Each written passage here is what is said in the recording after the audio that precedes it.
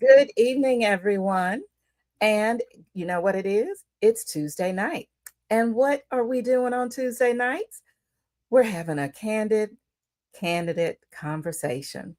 Good evening, everybody, and welcome to our Tuesday Candid Candidate Conversation hosted by Win with Black Women and Sisters Lead, Sisters Vote. This is the space where we center truth, leadership, and the power of our voices in the political process. This space is more than politics.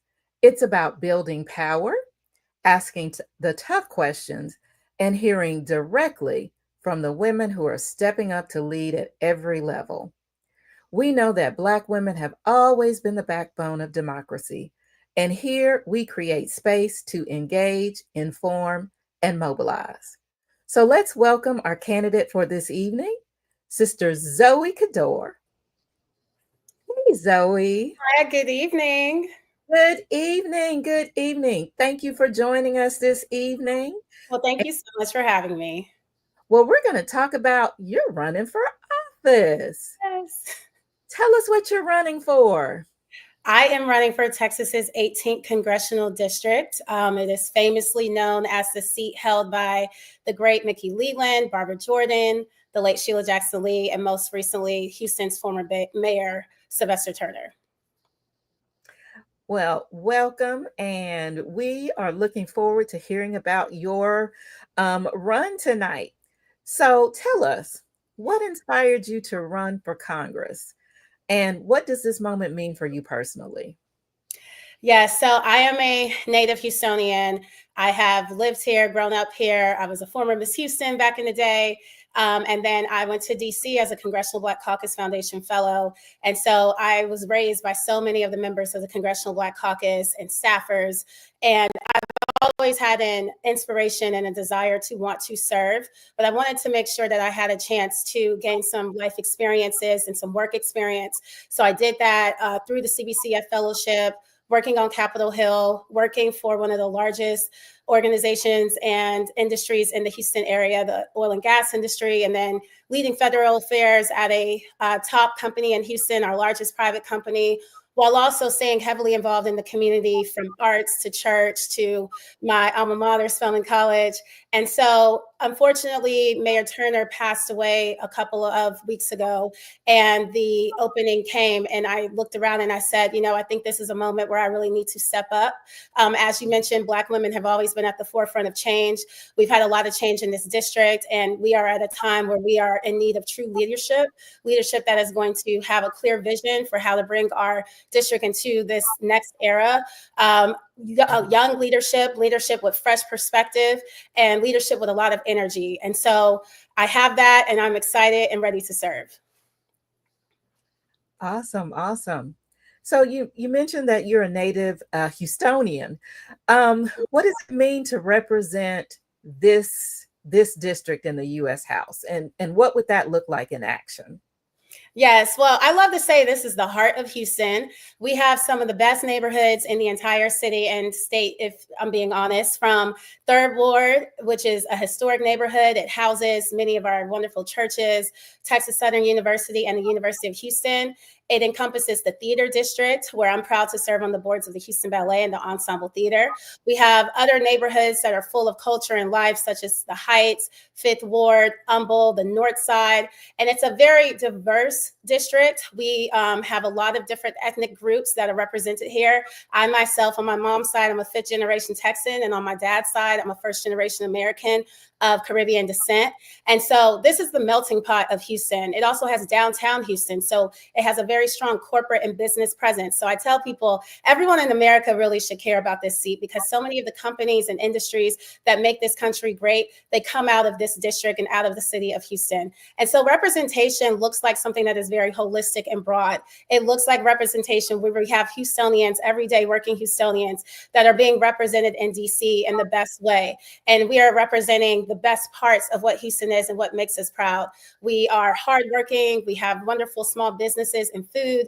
We have arts and culture, and we are the most diverse city in the country. And all of this is very prominent in this district. And so bringing that to Capitol Hill is something I'm very excited about. But then also taking from Capitol Hill with all of the skills and experiences that I've had and just making our community the top place in this country to be able to live, thrive, and work. Well, we hear a lot about Congress in the news right now. So, what kind of leadership do you think Congress needs more of right now? Yes, I think one, we need leadership that is willing to fight back and stand up to everything that is happening. But also, we need leadership that understands how to build coalitions and work together. That's something I've had an enormous amount of experience with doing. And the reality is, we all have different thoughts about how this country should be run. We have to be able to listen to each other and to think more collectively about what is the best way to approach how we are governing in this country. It cannot be a dictatorship. It needs to be something where we are being very inclusive of everyone's thoughts, feelings, and ideas and concerns. Here in Houston, we are very unique. We have a lot of different issues that we deal with. We are a very corporate heavy city, but we also have some of the most damaging weather events throughout the year. We have to be attentive to that. This district is extremely diverse, as I mentioned, but not just in ethnic backgrounds, but also in age. We have everything from students to seniors. We have to be able to address that. And I think ultimately we need to get back to doing policy and creating policy that helps everyday people. I think that's something that we are all thriving to do and that we all want. There are issues that are not partisan. There are issues that every human wants. We want to have clean water and clean air. We want our lights to come on when there's a weather event. We want to be able to afford basic groceries and send our students and our children to schools where they're going to get a proper education. We want to have safe communities. We want to be able to afford to purchase a home and live in the community that we work in. These are all basic necessities that have nothing to do with background and partisan issues. It just has to do with being human and wanting to be respected. So that is something that I think we need more of, just looking at these issues from how does it actually impact everyday people and not thinking about it from a political standpoint. Well, we're talking about, those issues that are impacting everyday people. How will you, if elected, ensure that Black communities, working families, and often overlooked voters feel seen and heard? Right. Well, I like to say I'm not a politician. I'm an everyday Houstonian. I live in the district. I live in a place where right now we're dealing with a lot of violence. I am a homeowner. I'm someone who just protested my taxes the other day because our property taxes are going up. I'm over here cutting coupons to be able to go to the grocery store because groceries are too high. And so I think it's thinking about it and actually having those conversations. A lot of the campaign trail so far has just been talking to people. I don't think we spend enough time asking people what it is that they need and going outside the box and making sure that we're truly understanding what are the needs of the community instead of making assumptions about what it is that we want for them. I see this job, I'm a former federal lobbyist, and I see this job as like being a lobbyist for the district. When I worked for a company and represented them in DC, I wasn't always just going to Capitol Hill with my own ideas. I had to ask my business units and my executives what it was that they wanted me to advocate for. That's the same type of job of a member of Congress. You ask your district what it is that you need, and you know your district well enough to be able to provide effective representation. And then once you figure out what the needs are, you come up with a strategy and you lobby your colleagues on Capitol Hill and the rest of the corporate community, the business community, and other stakeholders on how to solve the issues that are happening in your district and convince other people to want to care about the issues that are happening in your district. So that's something that I plan to provide. It's something I have expertise in. And I think it's a way that we make sure that we are not only being good stewards of this seat and making sure that we're actually addressing the real concerns of the actual people that live here, but that we're building great coalitions and that we are building trust amongst our colleagues and amongst our constituents. So, as you're traveling around on the campaign trail, what are the top three issues that you're currently hearing from the constituents in this district, and how do you plan to address them? Yes.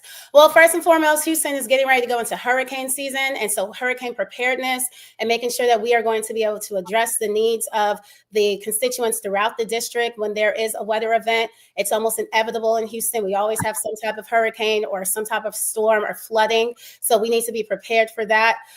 Community safety is really big right now. We're going into the summer months. People are outside. They're out of school. They don't have things to do. And so there's a lot of opportunity for things to happen that are dangerous to our communities. And so how we address that. The other thing I would say is housing is a really big issue in this district. There are a lot of students that live here, a lot of first-time home buyers, a lot of people that move to the city and they want to live in this district. And unfortunately, prices are increasing and it is becoming harder and harder for young people, especially to find housing. And so all of these things can be addressed with federal policies, federal funding. And that's something that thankfully I have a lot of experience with. And it's something that I really want to help work with our local leaders on both the city council and the state level to address, to make sure that we're not only being reactive to these issues, but we're being proactive and preventative so that we can make sure we are providing the best outcome for our constituents and for those that are in need. Thank you. I want to ask you just a couple of different questions. I'm gonna shift here for just a moment. Yeah. So let's ask this one. If you had one piece of advice that came from your grandmother, your auntie, or another elder, what is that advice that you carry with you? I would say pay it forward. I think I have been blessed to have so many amazing mentors, family members, just people that I have met along the way that have poured into me. Sometimes not even from me asking, just because they wanted to do the right thing. I think when you're paying it forward, you are making sure that the next generation is okay. I think this organization, Win with Black Women, this is you all paying it forward. These are some of the most respected people in politics, and you all have taken the time to make sure that people like me, first time candidates, are able to have a platform and a voice. You all created the excitement around the 2024 election. That was paying it forward and lifting as you climb. And so that is something I strive to do every day. I love mentoring young girls and women especially, but also I have younger brothers, so I love mentoring the men as well. Anyone that is trying to do well in our society and make a place for themselves in this world, I want to be able to help along the way. And as a young millennial African-American first-time candidate, I want to make sure that this race, obviously the goal is to win, but it's also along the journey to inspire other young women to want to get into politics and to be civically engaged. And I think that's something we've lost. We really need to make sure that we're inspiring these young people. And the only way we do that is by making sure that we're constantly reaching back, mentoring them, guiding them, and providing the tools that they need to also be successful. Okay. Love that advice. If your campaign had a theme song, what would it be and why? Oh man, that's funny. I would say Conqueror by Rashawn Mitchell. It's one of my favorite songs and it's a biblical song. And I think just getting out there and putting your name on the ballot, filing that FEC report was such a big accomplishment. I felt like I was, stepping out of a plane when I'm skydiving, so I feel like I've already conquered so much by even putting myself out there. My team, we've conquered so much by putting together a team that is effective and that is doing well, getting traction. And so I think anyone that runs for office, you are a conqueror in your own way. But ultimately, at the end of this, we plan to conquer this race. And so that is the song I plan to be playing on November 4th. But it's just a very inspirational song and just a reminder that God is always with you. You can do all things through Christ that strengthens you. That's one of my favorite Bible verses. And that when you put in the work and when you put in the work in a way that's genuine, people will receive that. And then you really can conquer everything that you set your mind to. Well, I got one more for you. If you had to put together an all Black woman advisory team, past or present, who would be on your team? Ooh, okay. All right. Well, we have to start with the former Congresswoman, Shirley Chisholm. She's obviously a trailblazer in her own way. I'm going to also add Beyonce because I'm from Houston. So, we got to have Queen Bee on there. I love trailblazing women. Another one is Lauren Anderson. She was the first African American ballerina, someone I saw from the age of 3 performing on the Houston Ballet stage. And she continues to give back and do so much work in our community. She would be my arts advisor because I love the arts and I want to be very attentive to that. I would also have my mother. She's been giving me advice my entire life and she never steers me wrong. So she has to be on that. I wish I could bring all the women of the Congressional Black Caucus because they really are amazing, but that would probably be a very large advisory team. But, if I could bring every single one of them, I would definitely bring them. And then I think the last person I would say, just because we have some little Caribbean flavor in there, is my Tanti out in Grenada. I think she's probably watching on YouTube. She's a master chef, but she's also someone that has given back to the community from a food standpoint and just has a great perspective on life and kind of brings that flavor and that spice to it. So those are some of the people I would put on my advisory board. That is awesome. That is awesome. So, we've talked a lot, but we haven't talked about something very important. When is your election? Yes, so this is a special election. Typically, we wouldn't have a congressional race this year, but because of the circumstances, the election is going to take place on November 4th. It is an open race. That means we are all running together. There is no primary. And most likely it's going to go to a runoff, just given the amount of people that are in the race. And so then we will be looking at a final date later in December. But the first election date is on November 4th. Okay. And how can people find you? So I am very active on social media. Please follow me. I'm on Instagram and Facebook under my name, Zoe Cadore. TikTok, unfortunately, someone already had the name. So I am the Zoe Cadore on TikTok. And I encourage all of my millennial women to get on TikTok. It's really popping over there. So y'all come visit me on TikTok. The content's a little different. I also have a website, zoeforcongress.com. So please visit that. You can learn more about my platform. You can make a donation and you can follow and get information about the campaign as we go through. I also do have a LinkedIn page. Again, tailored content, but that is a great place to learn more about me from a professional lens, also under my name, Zoe Cadore. Okay. And I'm looking at the comments. The comments have been popping. I think your auntie is watching and she says she is very proud of you. Hey, auntie, how are you? Oh, I'm just seeing the comments. Oh, hi, everybody. Thank you. You mentioned earlier that you attended Spelman. So you've got a Spelman sister saying hi to you in the chat. Spelman, let me tell you, Spelman women, we show up and we show out. So I'm very grateful for all of my Spelman sisters and my sorority sisters. I have to say I'm wearing Spelman blue and I'm also wearing my pearls because I am a member of the first and the finest Alpha Kappa Alpha Sorority Incorporated. I do understand.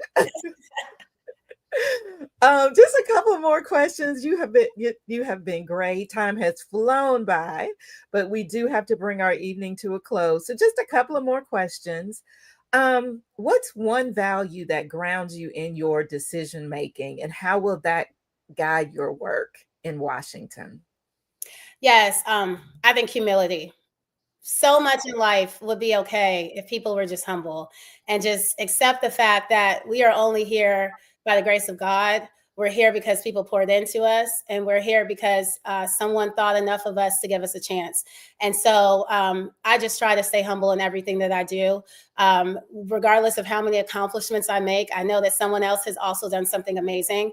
And so I think leading with humility and grace those are two of my biggest values. I can say this is a very humble campaign. And truly, because again, I'm a first-time candidate. So people even listening to me, people donating money, it's just so heartwarming and so encouraging because they don't have to do that. And so I appreciate every word of encouragement, every dollar that's sent, every share, every like. And I think just having humility throughout your life just allows you to just be appreciative of everything that you have, because we really do not have to have any of what we have, and we don't have to be here today. Okay. If you're elected, I want you just to reflect for a moment. What do you hope people will say about the kind of representative you were? I hope they would say that she truly cared and that she was present. And I think Congresswoman Jackson Lee, I think a lot of the people that have come before us, that is something that everyone could say. She truly, truly cared, and she was everywhere. And I had a chance to learn under her. I worked in her district office. It was my very first congressional job. And I learned that we were present and we really cared. And you really had to want to do this work. This is not an easy job. Running for office is by far the most difficult thing I have ever done. But I wake up every single day because I know there is a why and there is a who that I want to represent, and I want to represent them well. And so just caring. I want them to see that. I want them to see that passion and that desire to serve, and know that I am giving my all and I'm doing the best that I can for this district and for these constituents and for these people. And so that's all I want. I want them to say, we know that she cared and that she was there. We never had to look around and say, where was Zoe? Zoe was present, omnipresent, as some of my friends like to say, and that she truly cared. Well, thank you, Zoe. Again, the election is November the 4th. It is election day. There is no primary. Everybody is on the ballot. And we wish you the best of luck. And we'll put up Zoe's email. I'm sorry, her website, not her email, her website one more time. ZoeForCongress.com. You can go there to learn more about Zoe and her platform. We thank you for joining us this evening. And again, we wish you the best of luck. Thank you all so much. And thank you again for providing this amazing opportunity. It's truly appreciated. Thank you. We appreciate you as well. Have a good night. Thank you, everyone who joined. Good night. And that, folks, brings us to the end of our Candid Candidate conversation on this fine Tuesday evening.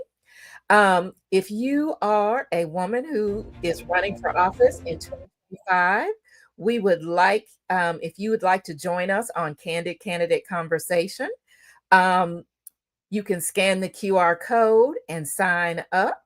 We just know that we are uploading some new dates in the next couple of weeks. And so we're here on most Tuesday nights at 9 p.m.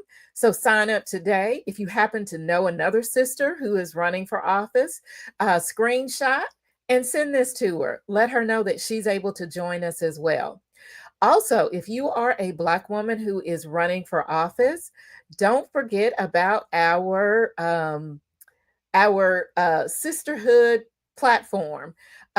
Sisters Lead, Sisters Vote has created a yearbook. You can visit the Sisters Lead, Sisters Lead, Sisters Vote.org to see the yearbook for last year. We tracked Black women who were running all across the country, up and down the ballot. And we do a great job of amplifying your leadership. So we want people to know about you and know about your run. So let us help you amplify your voice. Scan the QR code or use that bit.ly link to sign up and put your information in the 2025 Black Women's Candidate Guide. With that, we thank you and have a great night, and we'll see you next Tuesday.